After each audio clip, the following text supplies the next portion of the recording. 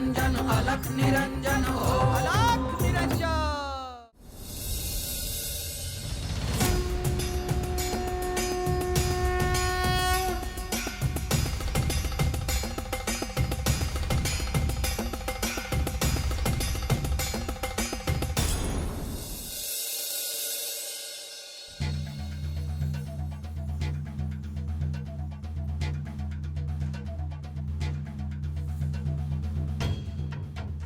येऊ का?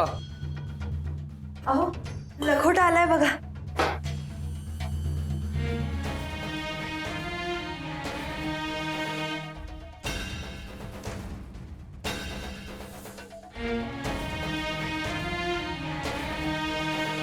कुणाचा आहे?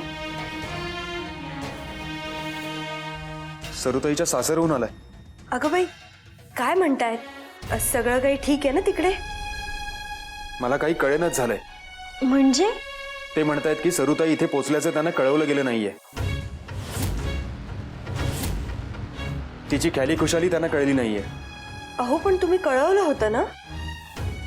नाही, मी कळवणार होतो पण ती म्हणाली की मी कोणाकरवी तरी कळवते, राहू दे, म्हणून मी मग विषय सोडून दिला. अहो त्या विसरल्या असतील.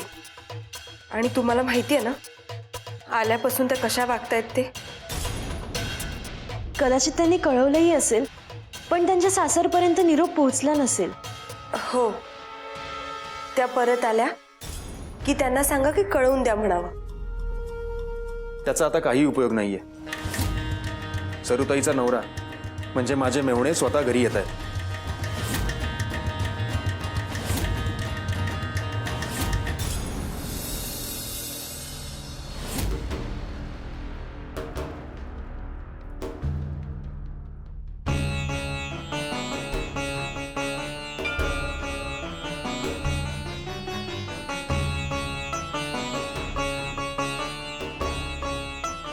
रंगप्पा महाराज, आम्ही जात असताना वाटेतच आपला निरोप मिळाला म्हणून तडक इकडे निघून आलो. आपण श्रीपादला भेटू इच्छिता का? श्रीपादला भेटायचे आहे? नव्हे नव्हे, आपण जो अधर्म करत आहात ना तो थांबवण्यासाठी तुम्हाला बोलावणे धाडले आहे आम्ही इथे. रंगप्पा महाराज, ओ असं झालंय तरी काय? झाले तरी काय? वा, आपणास ठावेच नाही. आपण जो अधर्म करत आहात ना तो आधी बंद करा. आपला श्रीपाद प्रत्यक्ष श्री दत्तगुरूंचा अवतार आहे असा जो समज आपण पसरवत आहात ना तो धादांत खोटा आहे.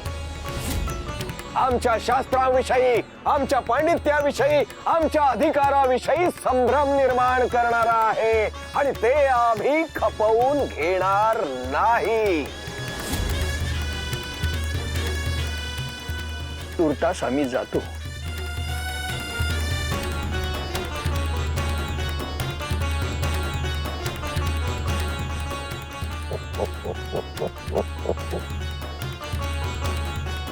दत्तगुरूंचे अवतार.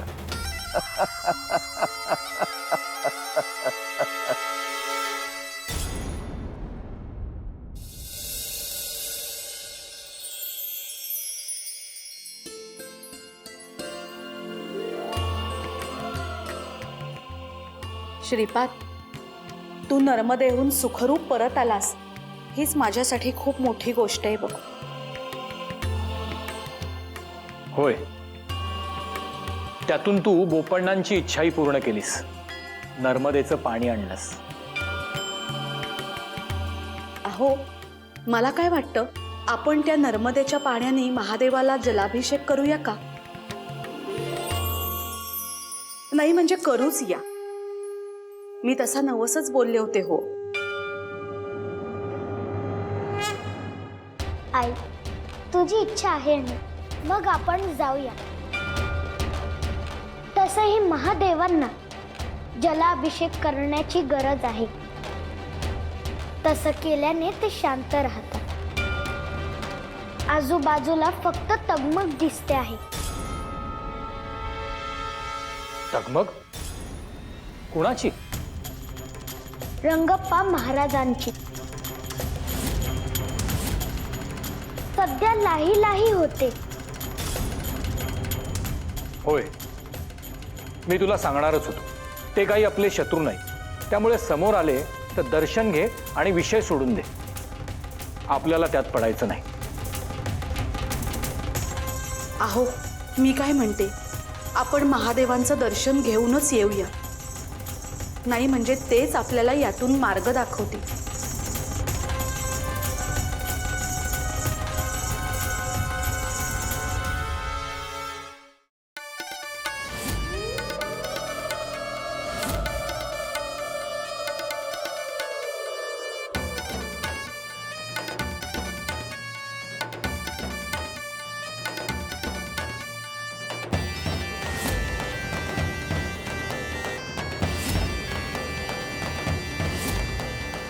सर्व त्या गुरुआईच्या कुठेकडे का आलीये?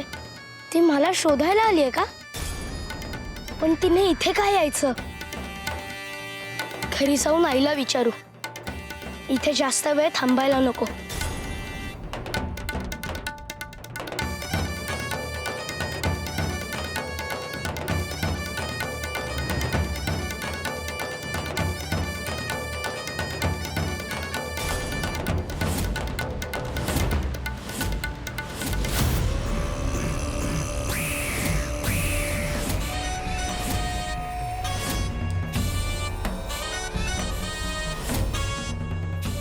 तू कोण आहेस आणि इथे कशी? कोण म्हणजे? अगं सरुताई आहे मी. नाही, खोटं बोलतेस तू. मी सरुताई आहे. तू माझं रूप का घेतलंयस आणि मला इथे का अडकून ठेवलंय? बाहेर काढा मला.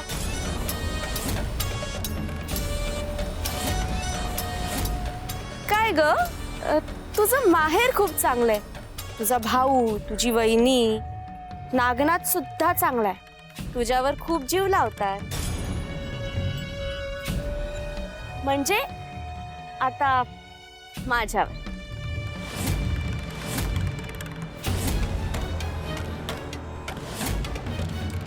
म्हणजे तू माझ्या माहेरी जाऊन राहतेस? काय आहे नेमकं? कोण मायावी आहेस तू? बघ, आम्ही खूप साधी माणसं आहोत ग. तू का मला त्रास देतेस? आणि मी तुझं असं काय वाईट केलंय? अगं हो, थांब जरा. किती प्रश्न पडतात तुला? थोडा वेळ जाऊ दे, मग तुझ्या सगळ्या प्रश्नांची उत्तरं मिळतील. हो. हे बाई, कशाला आली तू बाहेर? आणि गुरुआईने सांगितलं नव्हतं काय इशाराचं नाही म्हणून? अरे बोलू दे तिला. तिलाही कळू दे तिच्या माहेरबद्दल. तुमच्याकडे सगळं सुरळीत चाललं होतं. माझ्या भावाचा संसारही सुखाचा सुरू होता. माझा भाऊ खूप मायाळू आहे ग. त्याला वाटलं असेल तूच सरुताई आहेस. माझ्या भावाच्या प्रेमळपणाचा गैरफायदा घेऊ नकोस तू.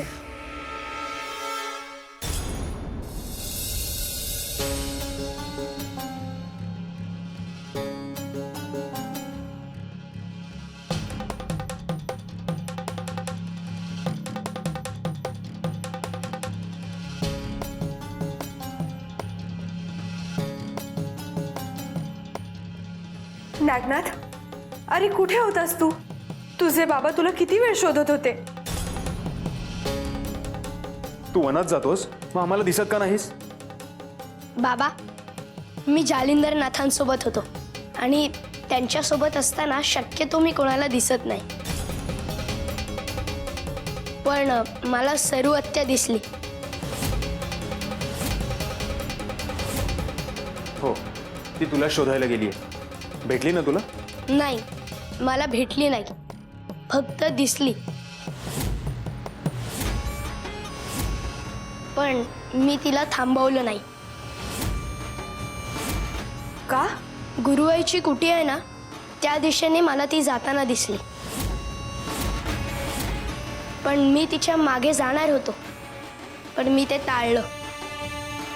कारण तुम्ही मला सांगितलं होतं की त्या गुरुआईच्या कुटीकडे पुन्हा जाऊ नकोस. पण सरुताई तरी का गेल्या असतील गुरुवांच्या कुटीकडे? तुला माझ्या भावाकडून काय हवंय नेमकं? हे बघ, तू त्याला लुटायला गेली असशील ना, तर त्याच्याकडे तेवढं धन देखील नाहीये.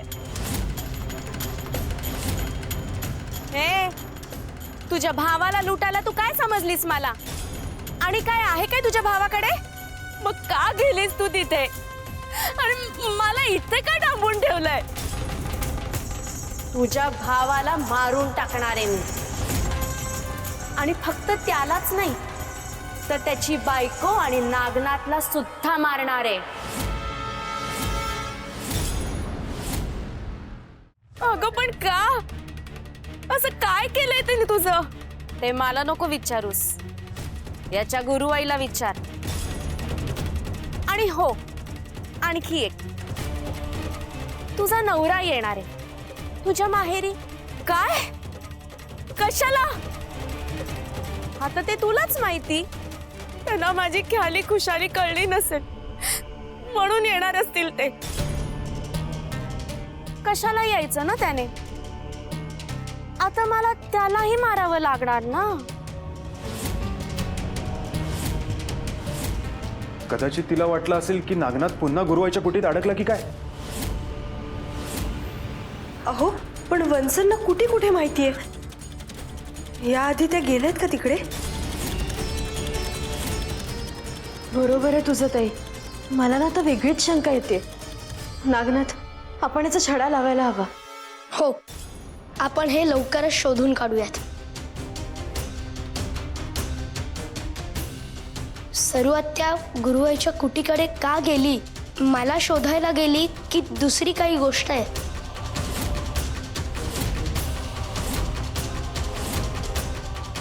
नाही नाही, हे बघ, असं काही करू नकोस.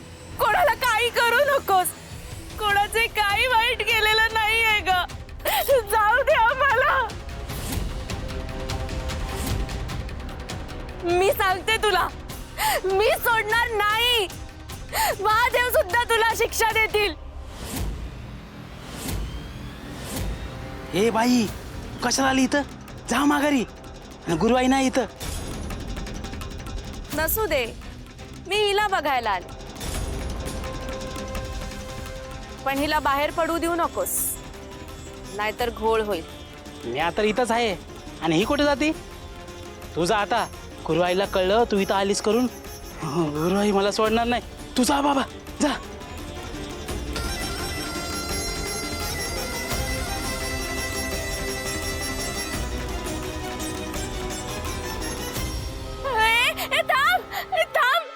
तू नको जाऊस. मला जाऊ दे रे माहेरी.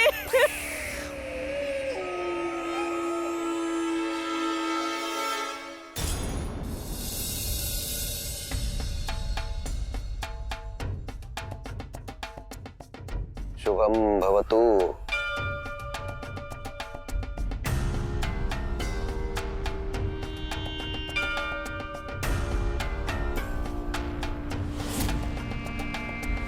मुला, ज्येष्ठांचा सन्मान करावा, त्यांच्या पाया पडावं, असं नाही का वाटत तुला?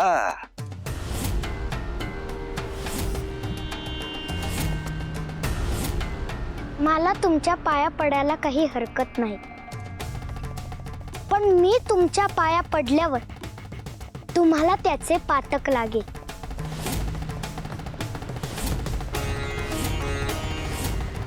तू आमच्या पाया पडलास तर त्याचे पातक आभासच लागेल. हो. आणि हे कोणत्या शास्त्रात लिहिलंय की लहानाने थोरास नमस्कार केला तर त्याचे पातक थोरासच लागेल म्हणून?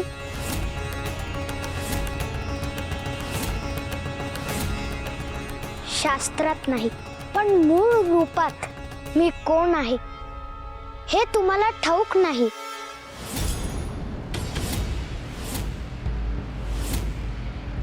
हेच हेच यासाठीच आम्ही याच्या आजोबांना बोलावून निक्षून सांगितले होते की हे अवतार वगैरे थेर आता थांबवा.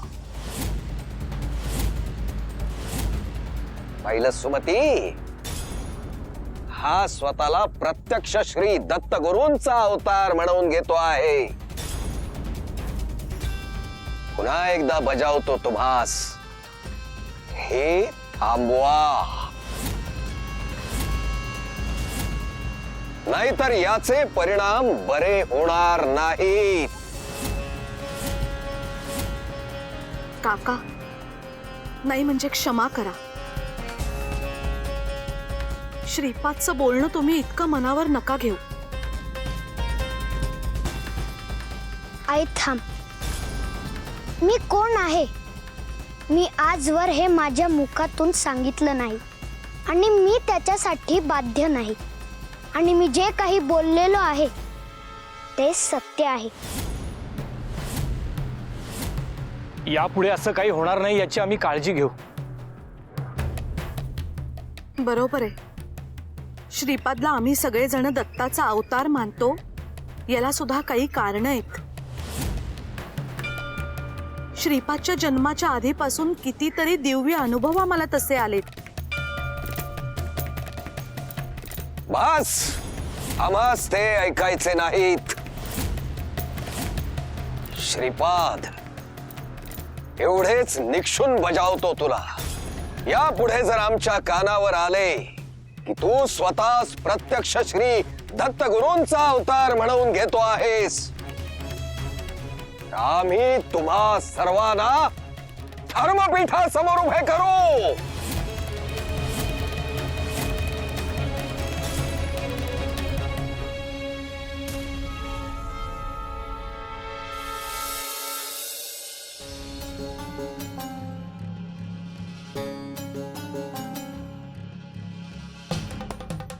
प्रणाम बडे बाबा. मी महेंद्र वर्माचा सेनापती आहे. आपल्याला एक विनंती करायला आलो आहे. तू कुठल्या विषयावर इथे बोलायला आला आहेस ठाऊक आहे मला. त्यामुळे तुम्हाला एक विनंती करायला आलो आहे की आपण गोरख बाबांना त्यांचा राग सोडायला सांगावा. त्यांनी ते स्थान सोडून जावं अशी मी आपल्याला प्रार्थना करतो. कारण त्याच्यामुळे दुष्काळ आणखी वाढत आहे, लोकांचे हाल होत आहे. जोपर्यंत महेंद्र वर्मा शरण येत नाही तोपर्यंत गोरक्ष ते स्थान सोडणार नाही. हो, पण बडे बाबा आपण त्यांना थांबू शकता. गोरख बाबा जर शांत झाले तर मी स्वतः महाराजांशी बोले.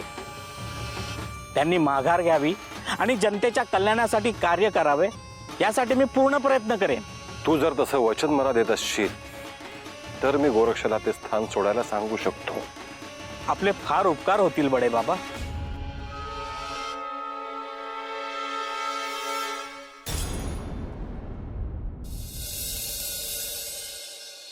निरंजन अलख निरंजन अलख निरंजन हो. ओम नमः अलख निरंजन अलख निरंजन अलख निरंजन हो. अलख निरंजन अलख निरंजन अलख निरंजन हो. अलख निरंजन.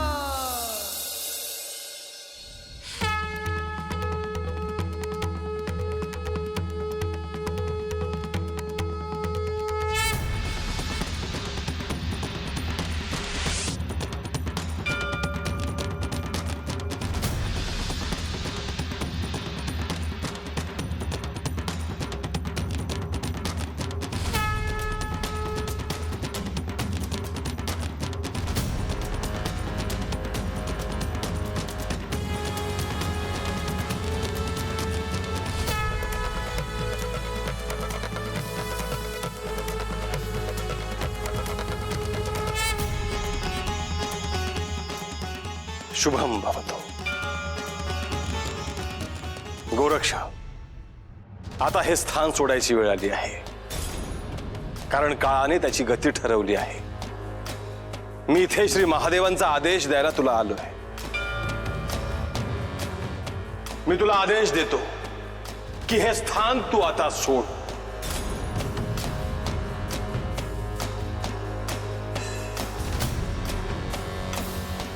जशी आज्ञा गुरुदेव.